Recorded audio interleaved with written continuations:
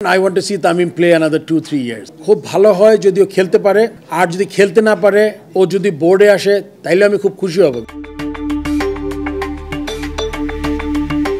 তামিম ইকবালের ক্যারিয়ারের ভবিষ্যৎ কি তা জানা নেই কারো, এ নিয়ে পরিষ্কার কোনো বার্তাও দেননি জাতীয় দলের সাবেক এই অধিনায়ক।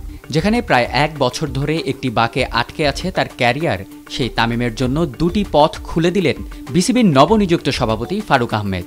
চাইলে ফিরতে পারেন জাতীয় দলে কিংবা কাজ করতে পারেন ক্রিকেট বোর্ডে। বেশ লম্বা সময় ধরেই জাতীয় দলের বাইরে আছেন তামিম ইকবাল। দেশের হয়ে সবশেষ ম্যাচটিও খেলেছেন 2023 সালের সেপ্টেম্বরে। তখন থেকে মাঠে বা ক্রিকেটীয় কার্যক্রমে সেভাবে দেখা যায়নি তাকে। কিন্তু গত 19 আগস্ট মিরপুরের হোম অফ ক্রিকেটে ক্রীড়া উপদেষ্টা আসিফ মাহমুদ পা রাখার সময় বিসিবিতে দেখা মেলে তামিমের। সেখানে উপদেষ্টাকে অবকাঠামোগুলো ঘুরিয়ে দেখান এই বাঁহাতি ওপেনারই। কথা বলেন বিসিবির নানান প্রতিবন্ধকতা নিয়ে। আর এসব দেখে সবাই ভেবেই নিচ্ছিলেন এবার হয়তো খেলা ছেড়ে বিসিবিতে আসছেন তামিম। তবে ব্যক্তিগতভাবে তামিমকে আরও 2-3 বছর খেলতে দেখতে চান বলে জানিয়েছেন ফারুক আহমেদ। সেক্ষেত্রে ফিটনেস ঠিক থাকলে তাকে ওয়ানডে ফরম্যাটে খেলা চালিয়ে যাওয়ার পরামর্শ দেন বিসিবির নতুন এই সভাপতি। আপনি যদি আমাকে বলেন I want to see Tamim play another 2-3 years, এটা আমার ব্যক্তিগত অভিমতে কিন্তু কিছু যাবে আসবে না। ওর ফিটনেস হবে, ওর টিমে আসতে হলে কি করতে হবে এটা কিন্তু সব যে ডিপার্টমেন্টগুলো আছে। অ্যান্ড কি ফরম্যাটে খেলবে I think 50 overs is best, because longer version সবচেয়ে ভালো হতো এক্সপিরিয়েন্স সহ, কিন্তু লঙ্গার ভার্সন হয়তো বা যেই এক্সশন বা যেই কষ্টটা এটা হয়তো ওর বডি নিতে পারবে কিনা আমি জানি না, সেটা তামিমই বলতে পারবে।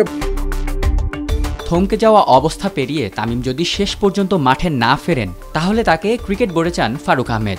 নেতৃত্ব দিতে জানা ক্রিকেটারদের বোর্ডে যুক্ত হওয়াটাকে দারুণ সম্ভাবনা হিসেবেই দেখেন বিসিবি সভাপতি। তামিম কি চিন্তা করছে প্রথম তার সাথে কথা বলা দরকার, মানে এই সেদিন না ঘুরে। Tamim is a very sensible ছেলে and I think one of the best we have ever produced in Bangladesh.